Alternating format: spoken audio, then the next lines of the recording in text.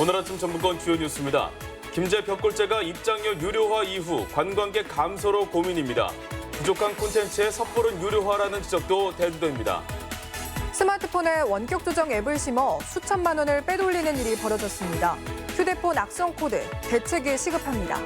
가습기 살균제 피해가 끊이지 않고 있습니다. 피해자들이 모임을 결성하고 적극적인 구제 대책을 촉구했습니다. 전라북도는 오늘 맑은 가운데 내륙 지역은 한낮 기온이 30도를 웃돌아 무더위가 기승을 부리겠습니다. 여러분 안녕하십니까? 전주 MBC 뉴스투데이입니다. 가습기 살균제 피해자들이 급기야 거리로 나섰습니다. 최근 보름 새 3명이 숨지는 등 피해가 속출하고 있지만 정부의 대책은 미온적이라며 단체를 결성해 공동 대응한다는 계획입니다. 조수영 기자가 취재했습니다. 도청 한켠에 항의 구호가 적힌 현수막이 게시됐습니다. 희생자를 추모하는 국화꽃도 놓였습니다. 가습기 살균제 때문에 숨진 44명의 넋을 위로하는 농성장입니다. 저희는 더 이상 이런 상황을 지켜보고 있을 수만은 없어서 피해자들의 목소리를 모으기 위해서 이들이 이처럼 거리로까지 나선 것은 8년이라는 시간이 흘렀지만 피해가 수그러들지 않기 때문입니다. 조사 결과 작년까지 도내 피해자는 196명, 5명 중 1명꼴로 목숨까지 잃었는데 최근 보름 사이 3명이 더 숨지자 단체를 꾸려 대응에 나선 겁니다. 문재인 정부에서는 피해자 범위를 확대하겠다고 했지만 아직까지 진전이 없습니다. 저희들은 가습기 피해 단계를 없애고 전신질환으로 인정해 주실 것을. 현재 정부는 피해자를 4단계로 구분하는데 1에서 2단계를 인정받아야 지원과 보상을 받을 수 있지만 인정 비율은 10% 남짓. 피해 범위를 중증 폐질환을 중심으로 좁게 해석하기 때문입니다. 기준이 너무 엄격하다는 지적에 따라 정부가 개선을 모색하기로 했지만 피해자들은 형식적인 처사라고 반발합니다. 피해자가 죽어가고 꾸준히 죽어가고 있는데도 우선 구제가 먼저고 그다음에 그 연구나 논의는 나중에 해야 될 거 아니에요? 10년이면 강산도 바뀐다지만 가습기 피해자들의 고통은 끝을 알 수 없어 대책이 시급해 보입니다. MBC 뉴스 조수영입니다.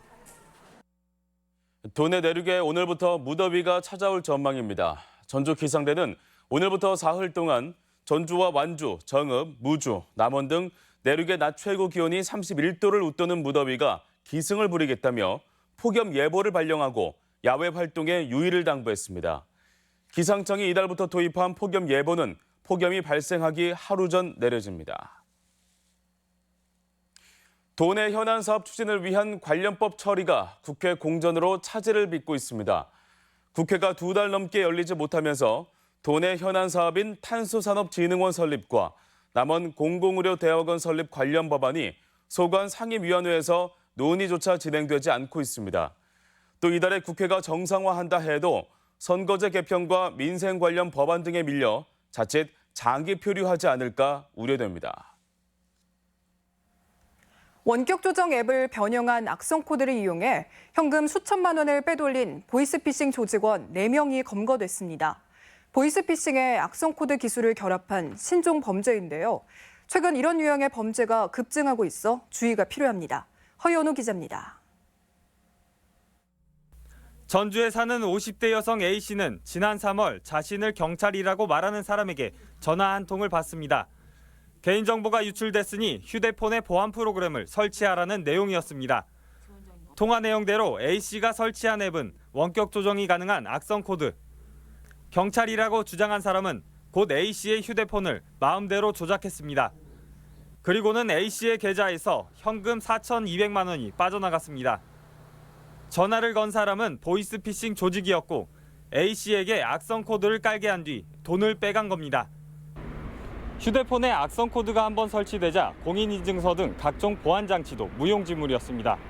간단하게라도 안드로이드 앱을 개발을 해본 경험이 있는 사람이라면 그런 소스 코드들을 쉽게 구해서 조금 더 본인이 응용을 해서 악성 앱을 만들 수도 있습니다.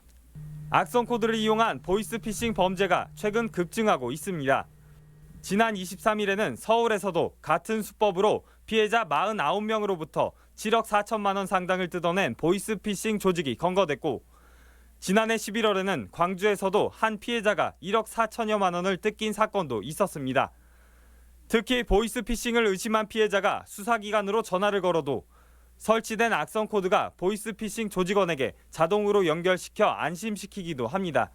다른 보이스피싱 유형과 달리 남녀노소 구분 없이 피해를 보고 있는 그런 상황입니다.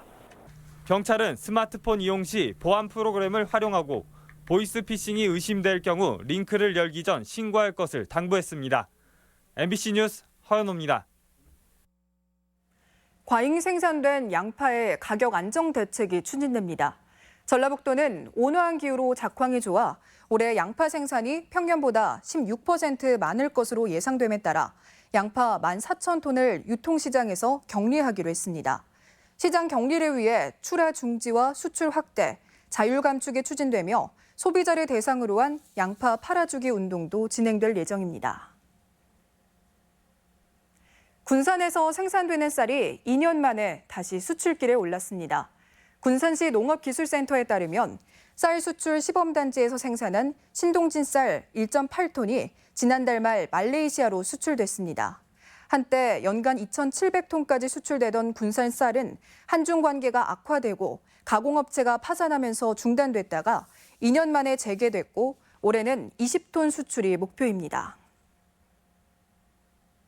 내년 총선을 앞두고 민주당이 조직 정비에 속도를 내고 있습니다. 민주당은 지난주 군산과 정읍 고창, 윽산 을 등 3곳의 사고지역위원회 위원장 공모를 마감하고 다음 주에는 현장 실사와 지원자 면접 심사를 실시합니다. 민주당은 경선 룰 확정에 이어 이달 중순 조직 정비까지 마무리되면 경선 참여자의 윤곽이 드러나고 본격적인 총선 체제에 돌입한다는 계획입니다. 지평선 축제가 열리는 김제 벽골제 관광지가 1년 전부터 입장객에게 돈을 받기 시작했는데요. 성적이 신통치 않습니다. 최근에는 상인들까지 반발하고 나서 콘텐츠 보완 등 대책이 필요해 보입니다. 유룡 기자입니다. 한국에서 가장 오래된 저수지 김제 벽골제입니다. 1년 전부터 입장이 유료화됐지만 평소 입구 매표소는 사실상 개점 휴업 상태입니다. 평일에는 단체, 학교, 유치원, 요양병원 이런 데서 그런 데 주로 많이 오고 주말에는 가족 단위. 벽골제 입장료는 성인 기준 3,000원, 유료화 이후 반응은 여전히 싸늘합니다. 이제 입장료에 비해서는 좀 아쉬운 점이 없지 않나 있을 수가 있는데 우리 것을 다시 되찾기 위해서는 상당히 많은 관심을 갖고 올 수 있도록. 지난 1분기 입장객은 5천여 명, 무료 입장이 가능했던 1, 2년 전과 비교해 3분의 1 토막이 났습니다. 당장 상인들은 타격이 이만저만이 아닙니다. 처음에 저 왔을 때 입장료 안 받았을 때하고 작년하고는 하늘과 땅 차이라고 보면 돼요. 그때는 제가 사람 쓰면서도 일했는데 작년에는 제 인건비도 안 나왔어요. 운영비와 인건비가 연간 3억 원이 넘게 들지만 유료화 이후 1년간의 수입은 고작 3,500만 원. 자체 운영이 버거운 상황이어서 입장 수입을 관광 콘텐츠에 재투자하겠다는 계획은 사실상 실현 불가능한 상황입니다. 지금 다음 달에 준공되는 그 한복체험관도 있고, 그다음 쌀체험관, 그다음에 이제 기프트샵, 나름대로 이제 콘텐츠 강화를 위해서 열심히 하고 있습니다. 김제시는 앞서 유료화에 나선 전주 한옥마을 경기전 사례를 따른 것인데 다소 무리였다는 지적도 나옵니다. 핫플레이스 같은 지역에서 유동인구가 자연스럽게 발생하는 데에서 유료 입장객 내는 거하고 거기는 찾아가야 되거든요. 콘텐츠 갖춘 후에 인상을 해라. 그래야 만족도 높고. 관광지 유료화에 앞서 관광객을 사계절 내내 끌어모을 매력적인 콘텐츠에 대한 고민이 더 필요해 보입니다. MBC 뉴스 유룡입니다. 여름철을 맞아 불법 축산물 단속이 강화됩니다. 전라북도는 피서철을 앞두고 육류의 소비가 늘어날 것으로 예상됨에 따라 오늘부터 3주간 불법 축산물에 대한 사전 유통 단속을 벌이기로 했습니다. 단속 대상은 수입육의 국내산 둔갑 판매와 유통기간 경과 제품의 보관과 판매 행위, 영업장의 위생관리 여부며 적발된 업체는 과태료 등 행정처분과 형사 입건할 방침입니다. 전통시장에 화재 알림 시설이 설치돼 화재 예방에 도움이 될 전망입니다.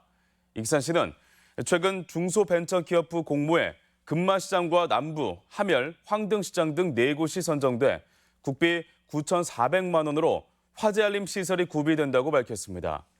익산에서는 지난해 선정된 매일시장을 포함해 모두 5개 시장, 총 223개 점포에 경보기 등 화재 안전 시설이 연말까지 설치됩니다. 전주 아중 호수에 습지 정원이 조성됩니다. 전주시는 오는 11월까지 사업비 1억 8천만 원을 들여 아중 호수 상류 11,000제곱미터 부지에 수령과 물 억새 등 습지 식물 12만 주를 심어 정원으로 조성하기로 했습니다. 호수 상류는 그동안 인근 주민들의 경작지로 사용되면서 호수 수질을 떨어뜨리고 경관을 저해한다는 지적을 받아왔습니다. 호남 좌도농악을 대표하는 남원농악이 국가무형문화재로 지정될 전망입니다. 남원시는 역사와 전통이 있는 남원농악을 잘 전승 보존할 수 있도록 노력을 기울여 나가기로 했습니다. 지역 소식 이창희 기자입니다. 문화재청이 남원농악을 다음 달 3일 국가무형문화재 신규 종목으로 지정 예고했습니다. 또 남원농악 보존회를 해당 종목의 보유단체로 인정한다고 밝혔습니다.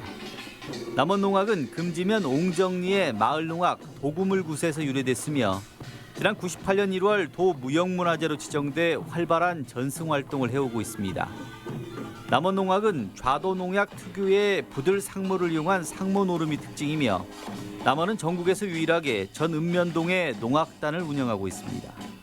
남원 고유의 역사와 전통이 기들어 있는 남원농악이 더욱 전승되고 보존될 수 있도록 다양한 노력을 기울여 나가겠습니다. 무주군과 고창군도 오는 7월부터 지역사랑 상품권을 발행 유통합니다. 고창군은 7월 1일부터 상품권을 유통하기로 하고 1,000원과 5,000원, 만원권 등 3가지 종류로 23억 원어치를 발행해 5% 할인된 가격으로 판매합니다. 무주군도 우체국 등 13개 금융기관과 판매 대행 업무 협약을 체결하고 7월부터 5,000원과 만원권 등 지역상품권 10억 원어치를 발행하기로 했습니다. 2만 3천여 명의 봉사자들이 활동하는 완주군 자원봉사센터가 사단법인으로 전환됩니다. 지난 2007년 설립된 봉사센터는 혼합직영체제로 운영돼 왔으며 센터 운영의 효율성을 높이기 위해 7월 중에 사단법인으로 출범시켜 운영하기로 했습니다. 임실 오수 둔기마을 주민들이 쉴 수 있는 녹색 쉼터가 생겼습니다. 임실군에 따르면 당초 방치된 숲에 7천만 원을 투자해 소나무와 구절초 등 1,600여 그루를 심어 화단을 조성하고 산책로와 편의시설을 갖춰 쾌적한 녹색 쉼터를 조성했습니다. MBC 뉴스 이창익입니다.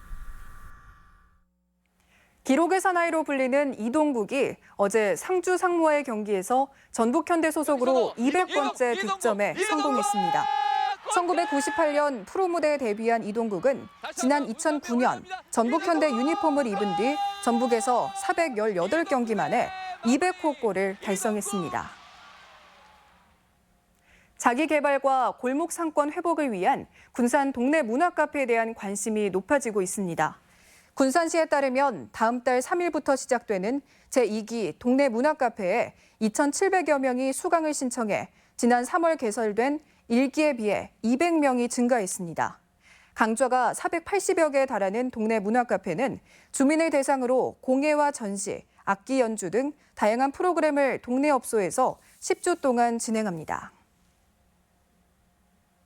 청년 일자리 지원을 위한 내일 도움터가 확대 운영됩니다. 전라북도는 지난해 전주에서 취업정보 제공 등을 위한 내일 도움터를 시범 운영한 결과 성과가 좋은 것으로 나타나 올해부터 군산과 정읍으로 확대하기로 했습니다. 내일 도움터는 청년층에게 다양한 일자리 정보를 제공하고 정부 지원 사업 소개, 기업체와 소통을 담당해 새로운 고용 서비스 모델로 자리 잡고 있습니다. 국가식품클러스터 입주 기업을 위한 맞춤형 인력이 육성됩니다. 익산시와 원광대는 최근 협약을 맺고 식품 관련 학과 중심으로 국가식품클러스터 입주기업 취업 연계 활동을 펼치기로 했습니다. 이에 따라 원광대는 기업 맞춤형 인재를 육성하고 익산시는 행정력을 지원하는 한편 입주기업은 맞춤형 인재를 공급받아 지역 상생을 도모할 계획입니다. 2019 금석배 전국 고등학생 축구대회가 12일까지 열전에 돌입했습니다. 올해 고등부 대회에는 전국 35개 팀이 출전한 가운데 조별 예선으로 18팀을 가린 뒤 토너먼트를 통해 우승팀을 가리게 됩니다. 금석배 축구대회는 축구인 최금석을 기리기 위한 대회로 매년 군산에서 개최하는데 결승전은 전주 MBC에서 중계할 예정입니다. 군산시가 유기동물 보호를 위해 동물 등록을 적극 유도하고 있습니다. 군산시에 따르면 지난달 말 현재 4,300여 마리가 등록을 마친 가운데 연말까지 4,500여 마리의 등록을 목표로 대시민 홍보를 강화하고 있습니다.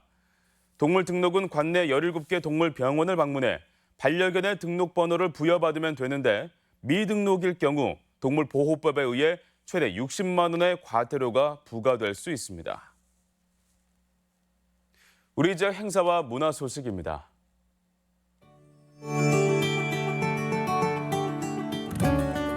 자연 속에서 펼쳐지는 제7회 무주 산골영화제가 모레부터 닷새간 등나무 운동장 등 무주군 일원에서 개최됩니다. 완주 산업단지 근로자와 지역 주민을 위한 한마당 가요 콘서트가 내일 둔산공원 야외 무대에서 열립니다. 제17회 전주 한지 조형 작가 협회전이 오늘부터 9일까지 교동미술관에서 마련됩니다. 김경애 작가의 소전 구체전이 오늘까지 전주 공예품 전시관에서 열립니다. 인간의 본성과 내면에 집중하는 창작 스릴러 연극 해독이 전주 한옥마을 아트홀에서 공연되고 있습니다. 명인 명창의 등용문인 제45회 전주 대사슴놀이 전국대회가 7일부터 10일까지 전주시 일원에서 열립니다. 고창 만돌갯벌 축제가 7일부터 4일간 심원면 만돌갯벌 체험학습장 일원에서 펼쳐집니다. 정보통신보조기기 지역순회 체험 전시회가 오늘과 내일 전북 장애인복지관에서 열립니다. 전라북도 정신건강복지센터는 전라북도 기자협회와 함께 건강한 언론 문화를 만들기 위한 창작 기사 공모전을 오늘부터 접수받습니다. 오늘과 내일 김제문화예술회관에서 사업용 자동차 운수 종사자를 대상으로 출장 교육이 있습니다.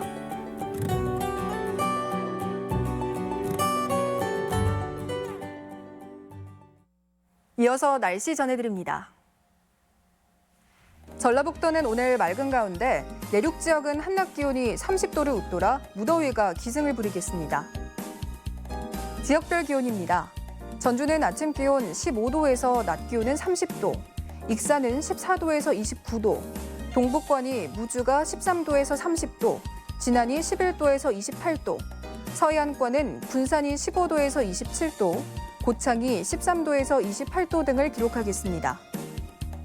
현재 초미세먼지 농도는 정읍과 고창이 좋음 수준이고 나머지 지역에서 보통 수준을 보이고 있습니다. 오늘 하루 미세먼지와 초미세먼지 농도는 보통 수준을 보이겠습니다.